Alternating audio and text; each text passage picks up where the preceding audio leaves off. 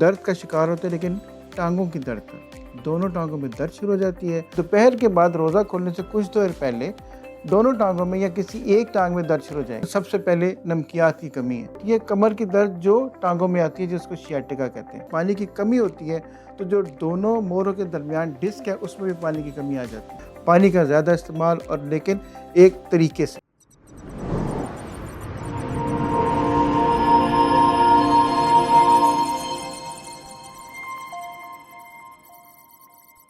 अस्सलाम वालेकुम जी, मेरा नाम डॉक्टर शहजाद करीम है। मैं इंटरनेशनल पेन मैनेजमेंट स्पेशलिस्ट हूँ। मैं राजी हॉस्पिटल MM आलम रोड गुलबर्ग लाहौर में अपने फ़राइज़ सर अंजाम दे रहा हूँ। रमज़ान के मुतालिक हम काफ़ी प्रोग्राम्स पहले भी कर चुके हैं। हम आपको गाइड करते रहते हैं कि रमज़ान में अगर कोई दर्द हो ख़ास तौर के ऊपर तो उसके बारे में क्या करना चाहिए। हमने इससे पहले मुख्तलिफ प्रोग्राम किए, लेकिन आज मैं थोड़ी सी डिफरेंट बात करूँगा। हमारे पास कुछ लोग ऐसे भी आते हैं जो दर्द का शिकार होते हैं, लेकिन टांगों की दर्द का, दोनों टांगों में दर्द शुरू हो जाती है। इतनी दर्द होती है कि उनसे चलना फिरना काम करना भी मुहाल हो जाता है। और ये बात बाज़ औक़ात डिप्रेशन का बायस भी बन जाती है कि अगर किसी की टांगें ही प्रॉपर काम नहीं कर रही तो वो आगे जाके क्या करेगा। लोग हमारे पास इसी परेशानी में आते हैं। हम उनको ये बता सकते हैं कि आपकी दर्द की वजह क्या हो सकती है, इसमें एहतियात क्या की जा सकती है, इसका इलाज कैसे किया जा सकता है और आप इससे बच कैसे सकते हैं। हमारे पास जो लोग आते हैं उनको ये फ़िक्र होती है कि हमारी टांगों की दर्द के बारे में क्या बनेगा।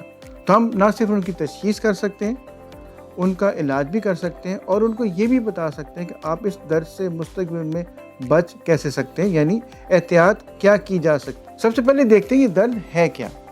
अक्सर औक़ात ये होता है कि दोपहर के बाद रोज़ा खोलने से कुछ देर पहले दोनों टांगों में या किसी एक टांग में दर्द शुरू हो जाएगा। टांगों में खिंचाव होना शुरू हो जाएगा, अकड़न शुरू हो जाएगी और बाज़ औक़ात किसी एक टांग में इतनी दर्द होगी कि खड़ा होना चलना भी मुहाल हो जाएगा। और अक्सर औक़ात तो लोगों को इतनी कमज़ोरी महसूस होती है कि वो ये महसूस करते हैं कि हमें उठ के 4 कदम भी चलना पड़ा तो शायद हमारे से चला ना जाए।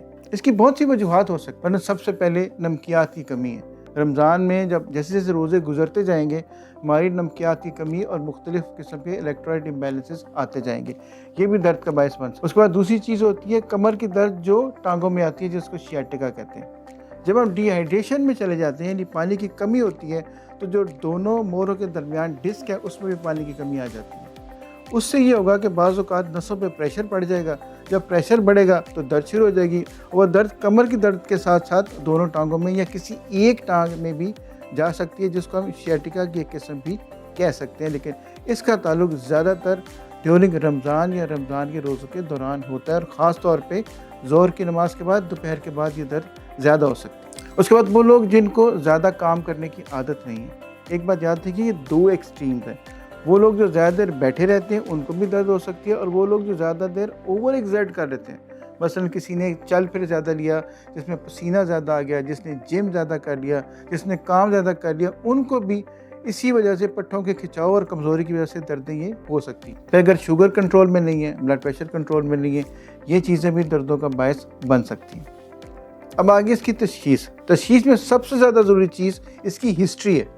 आप पेशेंट से ये पूछते हैं कि दर्द पहले तो नहीं थी, क्या आपने पहले दिन कुछ ज़्यादा एक्सरसाइज तो नहीं की, आपने पानी की कमी तो नहीं रही, आपको पहले कोई शियाटिका या दर्द शकीका तो नहीं, या अर्को निसा तो नहीं होती, इससे पहले कोई शियाटिका का प्रॉब्लम तो नहीं है। लेकिन ज़्यादातर ये दर्दें आमतौर के ऊपर डिहाइड्रेशन, ओवर एक्सर्शन, नमकियात की कमी या इलेक्ट्रोलाइट इम्बैलेंस की वजह से ही होती है। इलाज में सबसे पहले तो ये कि हम पेशेंट को कहते हैं वो कुछ देर के लिए रेस्ट करे, पानी का इस्तेमाल ज़्यादा करे इफ्तार के बाद, और पानी में ख़ास तौर पे इलेक्ट्रोलाइट्स, लिमकोल या ORS ज़रूर मिलाए, ताकि पानी की कमी के साथ साथ उसकी नमकियात की कमी भी दूर होती रहे। फिर उसके बाद जितने फिज़ी ड्रिंक्स हैं, कोला ड्रिंक्स हैं, कार्बोनेटेड ड्रिंक्स हैं, हैवी मील है, ज़्यादा मसाले वाली चीज़ें हैं, डीप फ्राइड फूड है, इन तमाम चीज़ों से उसको परहेज़ करना चाहिए।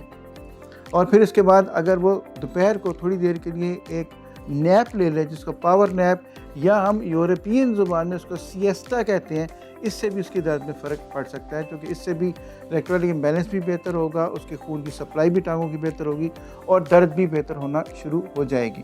फिर सादे से पेन किलर्स दिए जा सकते हैं, इससे भी दर्दों में फ़र्क पड़ता है। किसी हैवी दवाई की आम तौर के ऊपर ज़रूरत नहीं पड़ती। लेकिन अगर दर्द परसिस्ट करे और ठीक ना हो और चलने फिरने में मुश्किल हो, किसी एक टांग में जाए, तो उसके लिए फिर बाज़ औक़ात हमें MRI भी कराना पड़ता है। अब आते हैं एहतियात की तरफ। एहतियात में बेसिक चीज़ें याद रखें कि आप में पानी की और नमकियात की कमी नहीं होनी चाहिए। उसका तरीक़ेकार यही है कि आप इफ्तार और सहर के दरमियान अपना पानी मुसलसल पीते रहें। उस दौरान तमाम चीज़ें जो इस्तेमाल करें उनमें नमक की मिकदार बहुत ज़्यादा ना हो, मसालों की मिकदार बहुत ज़्यादा ना हो, डीप फ्राइड ना हो, तली हुई चीज़ें ना हो और ऐसी कोई चीज़ ना हो जिसको हज़म करने में प्रॉब्लम हो सके। फिर जितनी हम फ्रूट इस्तेमाल कर सकते हैं वो बेहतर है, ड्राई फ्रूट इस्तेमाल कर सकें वो बेहतर है। ख़ास तौर पे सब्ज़ियाँ जो सब्ज़ पत्तों वाली सब्ज़ियाँ हैं वो लेते रहेंगे तो उससे भी डिहाइड्रेशन भी कम होती है, हाज़मे में भी प्रॉब्लम होगी और इसके अलावा हमें दर्द से भी बचाव रहेगा। फिर मल्टीविटामिन ज़रूर लें, इसमें कैल्शियम, मैग्नीशियम और ज़िंक ज़रूर शामिल हो। ये हमारे पट्ठों को मजबूती देते हैं जिससे दर्दों में भी कमी आ सकती है। और सबसे पहली बात और आखिरी बात एहतियात, एहतियात और एहतियात। पानी का ज़्यादा इस्तेमाल और लेकिन एक तरीके से। अगर आपको आज की ये वीडियो पसंद आई है तब इसको लाइक करें, कमेंट करें और शेयर करें। हमारे चैनल को सब्सक्राइब करें और हमारे बेल आइकॉन को प्रेस करें ताकि आपको आने वाली वीडियोस के नोटिफिकेशंस टाइम पे मिलते रहें।